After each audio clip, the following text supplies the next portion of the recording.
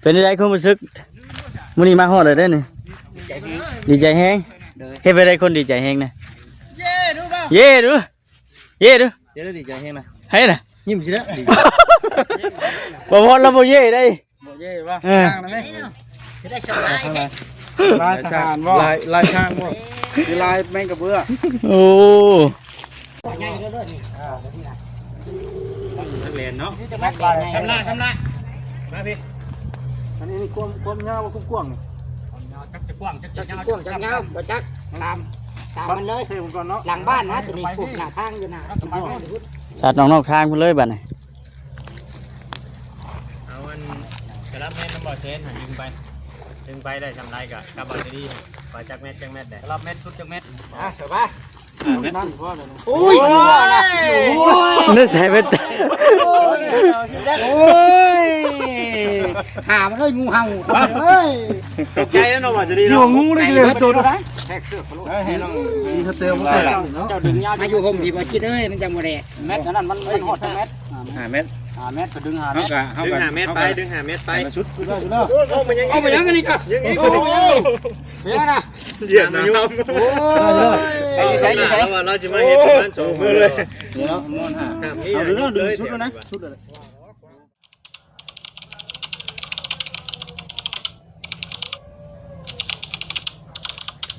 พี่น้องเนาะหลังจากที่เรากินข้าวกินน้ำอิ่มเลยแม่นพากันไปพุ่นแล้วบัดนี่ย่างบ่ย่างออกผ่านว่าตัวใหญ่แบบว่าทะเลนะว่าไปอันที่ดินใหม่แล้วพี่น้องเนาะว่าสิเป็นจังไดทางในบ้านเพิ่นก็มาไปทีมห้อยแล้วว่าคนละย่างลุยด้วยนะบางอย่างนะอย่าไปจ้อนไหนมวยเนว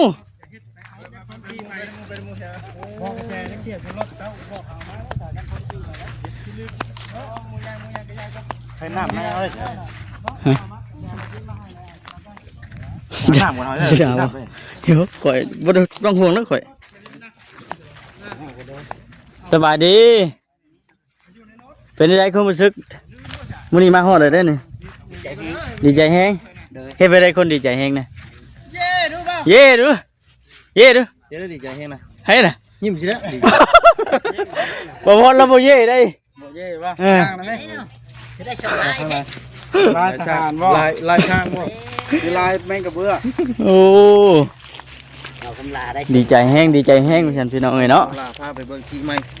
ซื้อที่ดินใหม่ก่อนบ่สลีจะยังท่านเห็นบ่ครับครับก็ยังให้บ่สลีอ๋อ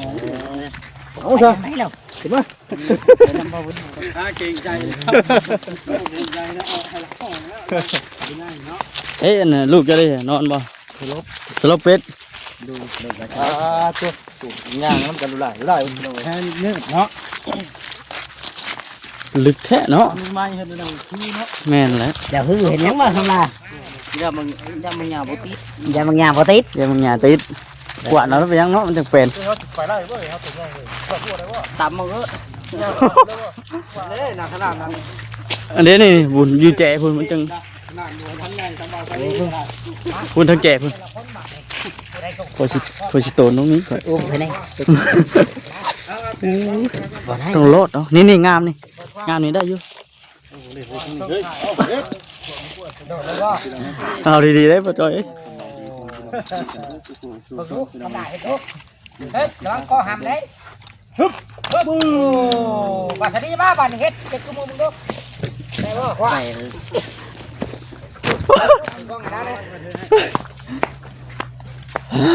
เด็ดแล้วพี่น้องไอ้บ้านกูอ่ะแหวงเลยเฮ้ยแจกเลยจีโอ้เสือไปส่งขาเอาพ่อแพทย์มาดิกระดาษว่าทะเลตัวใหญ่เพิ่นยังว่าบุก้าเนาะโอ้เกือบเลยค่ะทำขาดมาไก่เติบว่านี่นะไก่เติบในใสไก่แล้วยังตัวหนานี่เด้กิโลนี่ตัวหนาแม่ย่างไปเห็นขี้งอย่างกันเล่นเนาะทานเอาก็ได้มันย่างมือเพื่อนเนาะไม่ได้ไปใส่แว่นนะอ้าวบ่ได้บ่บ่ได้ย้อนบาท คืนมาที่บ่หันหาพ่ออยู่น้ำมีป้าดิ น้ำไผ่ตุ๊กใหญ่แท้เนี่ย น้ำขน้อยเด้อ พอกินน้ำเนี่ยเด้อ ได้อยู่ บัดย่าง ทำบุญเด้อ โมเย็นกี่กี่ อ่า ใส่เบิดละ โอเค ไม่มาเห็นหางนกอยู่ไหนหางนกบ่ล่ะ เป็นหน้าเจ้าหน้าบ่ นี่แล้วเขียนว่าเราแปลงก็ต้องได้สิทธิ์ตัวนี้แล้วนี่ ตัวนั้น อันนี้ได้อยู่เนาะตัวนี้ ได้เย เนาะ อะมันบ่ถึงตัวน่ะ ต้องได้สิทธิ์ตัวนี้แล้วนี่ออกกับขอบมันแน่ ทางกว้างอยู่เนาะแต่มันหก ก็เป็ดสายเป็ดแพ้ไปยังบ่ทันได้เบิดซะนี่ยังบ่แข็งก็บ่จิต ขับบ่ได้ชวนเพื่อนบ่โอ้แล้วมีเพื่อนได้บ่เวียง ให้เพื่อน เราจะชวนเพื่อนมาทางซอยล่ะ ตัวในทางนี่เนาะ แม่น โยบัดแล้วเฮาเอารถเข้าไปพ้นไหน เพิ่นขึ้นว่าสิจอดอยู่พุ่นไกลพุ่นเนาะ ทางนี้เนาะ รถเกียร์เครื่องเกียร์โครงแน่เนาะ ก็กลัวเข้ามาอีก ไกลกว่าทางพูดเนาะ แม่ง คอยแล่นแห้งนี่เลยนะอยู่ตรงหน้า เอามี ฮะ แล่นเลย ขอแล่นเลยเด้อเอาไปเล่นเลย แม่บ่เวียง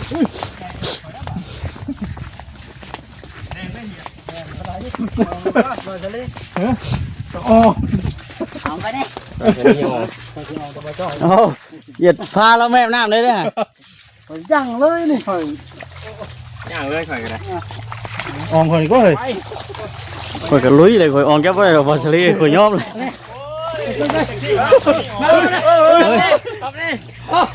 อุ้มไปเลยอุ้มไปเลย อุ้มเลยอุ้มเลย โอ้ยไปยังได้ไปเลยโอ้ โอ้ ยไปเลยเมียน ได้บ่สลี โอ้ยกำลาซอย ได้บ่โอ้ย โอ้ยติดตมเกี่ยวกับเนาะเกี่ยวกับเนาะ เจ๊อายุ มันหอดเลยเอาเด้อในบัน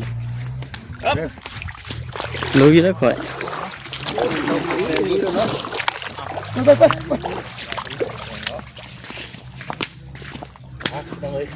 ทางบ่เชนแล้วถึงน้ำเย็นมาน้ำอีกได้บ่เชน โอ้แห้งเนาะ ปวดแฮง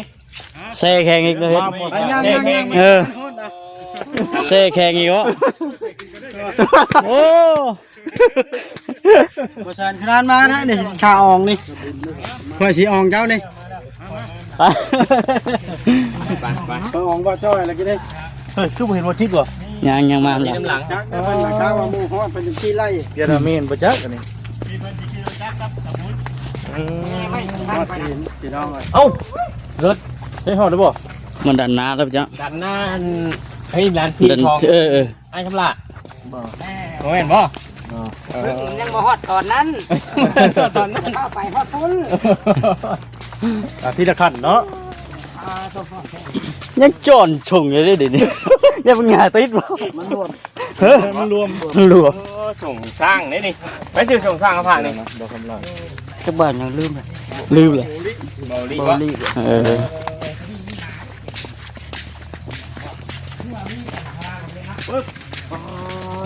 นี่หมาเปล่าๆครับ เฮ้ย นี่มาคอนี่กระดกเข้ม มันบ่เป็นหยังดอก โอ้ยแก้วคักคักเลยบ่วัดเลยมาคอนี่กระดกเข้มน่ะ กินนะ ฮะ ทำแก้วเพิ่นไป อยู่ดิน่ะให้เราในตาม เอาป่าบ่นี่นะ โอ้มันบ่แม่น นี่พูนกกข้อพูน มันบ่ได้รับพุทธน้ำใส่นะ ให้เราตามเว้ยคักแล้วน่ะ ทองมาใจหัวใจไว้ เพื่อนไหน อย่าไว้เลย มันสร้างว่า เฮ้ยเวทลุดได้ ตะกบหลายแท้ ตัวไปเบิ่งน้ำหน่อยจ้ะ 50บ่เลิกเคลื่อนนั่นก็น้ำสั่งโอ้ตะมื้อนี้เพิ่นเลี้ยงกบด้วยกันเนาะเบิ่งมันมาอยู่เนาะพอได้บ่ล่ะ หมดเลยมาคอนี่จัดเลย จัดรถ ข้าวหวานข้าวหวาน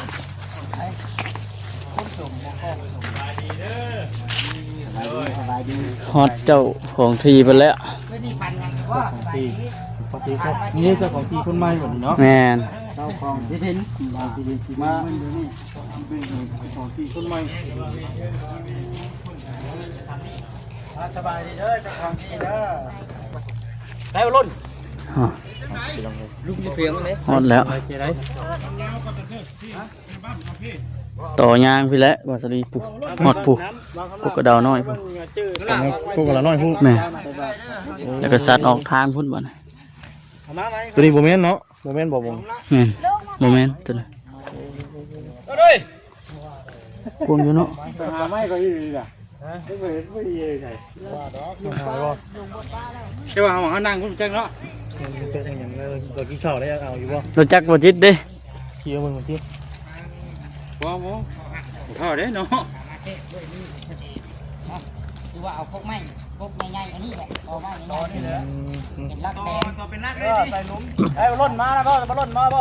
เอาเบิ่งกันได้ทั้งนั้นเอาได้สิฮู้ใช่ทั้งนั้นเม็ดน่ะดูจังว่าได้บ่อ๋อเอาอันนี้มาแทกได้ก็เอาไปแทกใส่เม็ด เอาเลยก็ใช้ไม้เนาะ มาบ่ เจ้าได้เฮาก็บ่ มาถือมาอยู่ถือมาอยู่ บ่เทิงกันดึงจวดๆจะได้บ่ฮะเอาเม็ดกระแทกทีละเม็ดทีละเม็ด เอาอัน แม่บ่ก่อนดึงแป้ใช่นั่นแล้วก็เอาเม็ดแทกไปเม็ดนี้อยู่น้ำมูกอ่ะ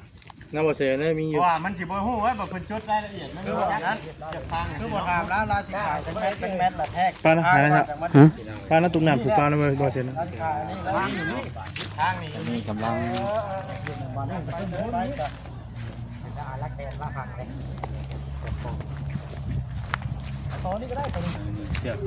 ่เป็นตัวย่างเด้อบ่ให้เอาออกตัวย่าง แล้วก็พกอันนั้นแล้วว่าล่น แต่พวกกับเราฮะ เป็นรักหัวใหญ่เด้อนี่ นักเรียนเนาะ นี่จะแม็ดไป กำละมาพี่ อันนี้ความยาวกว้าง จักจะกว้างจักจะยาวจักจะยาวบ่จักตามมันเลย เท่ผมก่อนเนาะ หลังบ้านนะตัวนี้ปลูกหน้าทางอยู่นะ จัดน้องนอกทางเพิ่นเลยบัดนี้ เอามันกระลับแม่น้ำบ่อเซนดึงไปได้ทำไรกับบ่อดีปล่อยจักเม็ดได้ รับเม็ดชุดจักเม็ด เถอะป่ะ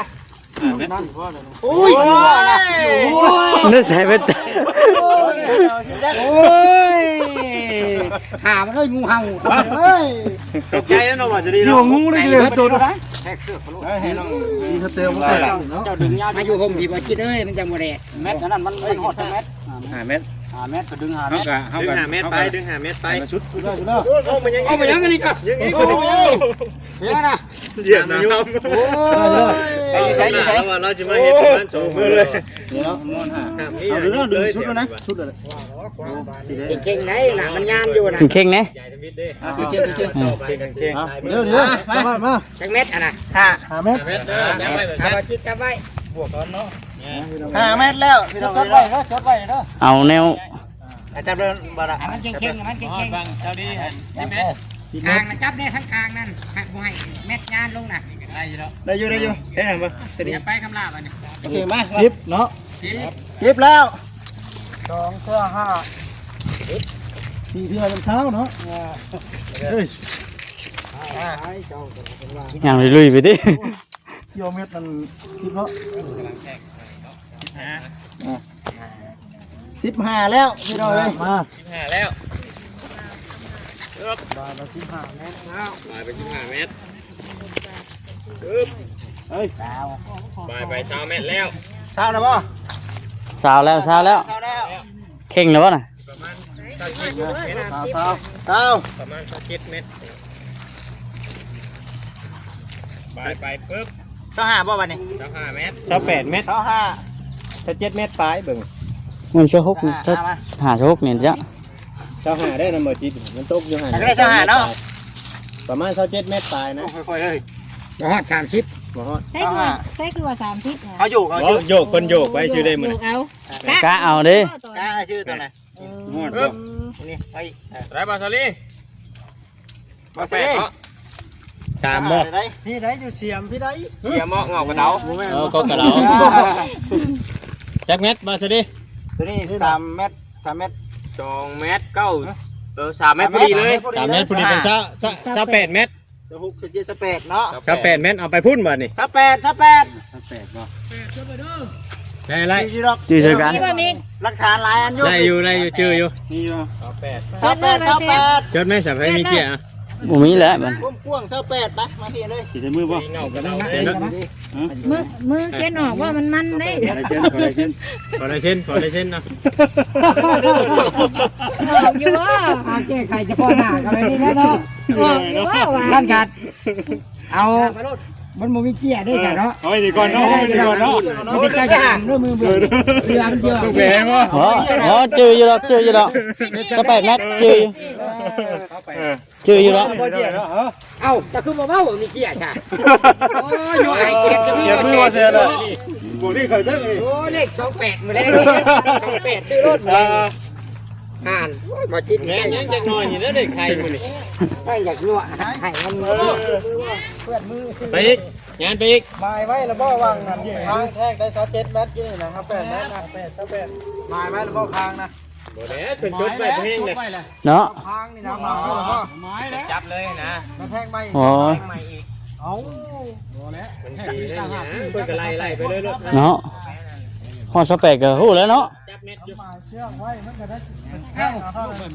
บ่แม่นบ่ตามรักหัว เอาไปซั่นน่ะเจ้าอยากจกคลิปยาวไว้แท้ เนาะ เห็นแน่ตัวท้ายก็แต่อยู่มันตกนั่นผู้ อีกจบคลิปเลยติโอ้ คันว่าเอาตามแล้วเหมือนสิบ่ไว้เอาเด้อ บ่เฮาใส่ความซื่อจักได้ทางนี่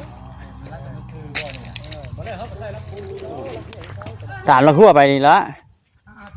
ชุดเด้อบ่ไปอยู่บ่คำไป เอาพี่ว่าจะคือว่าฟังรักไว้ในบ่แม่นบ่ บ่เราเข้าบ่ไล่เด้บ่แล้วบัดเฮาเทบัดเฮาเทคุณน่ะจังไปใส่เฟซลักไปชื่อนี่ บ่ได้รักตัวร้อนตัวนี้บ่แม่นบ่ซั่น เฮ้ย ความยาวไปชื่อ เลขความยาว แทกความยาวแทกความยาว เทความยาวบ่แล้วบัดเฮาดึงไปแท้หน้าท้ายคนนั้นเฮาจัง คุ้งละคุ้งละนี่ อยู่บ่ได้บ่แรง หมูแดงบ่ เจ้าคือบ่ดึงออกทั้ง ภาคทางบ่ได้ไปดึงอยู่ภาคทางก็ได้ บ่รักพี่มันง่ายกว่าได เฮ้ยนะ นี่รักมันละ4วัน เตะก่อน นี่ได้จ้า แล้วเจ้าไปดึงอันไปดึงอยู่นอกพุ่นก็ได้ โอ้เหงาเป้า หมูแดงหมูแดง เอาก็ดึงว่าฟังนี่บ่ได้บ่ ดึงออกไปพุ่นก็ไล่ดึงให้มันชื่อชื่อน อกทางบ่เด้ นี่ดึงให้เชือกมันตึงชื่อนะ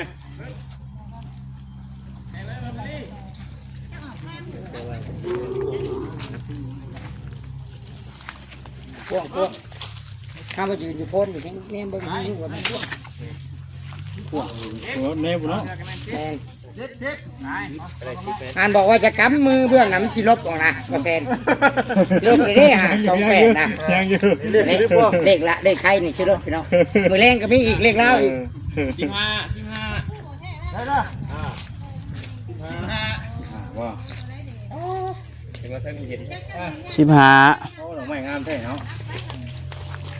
สีแดงสีแดง เสียก็ได้จะเป็นเสือน้องทำได้เฮ้ยไปเลยเว้ย ไป จวด เต้า จ้าอะไรอีก เต้า เต้าทำแล้วก็มา ตาวไม่ได้ในบ้านบ่ได้มา มาแล้วอยู่เพียง จังในเมืองพุ่นอีก อ้าวในบ้านบ่ได้เอาพี่นะ นี่อยู่เพียงนั่นได้กินข้าวน้ำกันเยอะ เอาฮะ นี่แต่ว่าจดไว้แต่เขาไปบอกเพิ่น ในกับบ่ได้นี่เด้อ ขี่เป็นซีเรียสแล้วป่าวจิต สีแดงสิบ่ทางนี่อ่ะ ถ้ารักแก่จะว่าซะนี่รักแก่ที่เจ้าน่ะนี่รักแก่เด้อรักปูน ลักปูน มันต้องมีรักปูนได้เนาะ หน้าทางมันต้องมีอยู่แล้วหลักกู ลักดินนะมา มีอยู่แล้วสำเร็จพังเอชนใดชนหนึ่งได้จ้ะอยู่นี่บ่รักไม้นี่บ่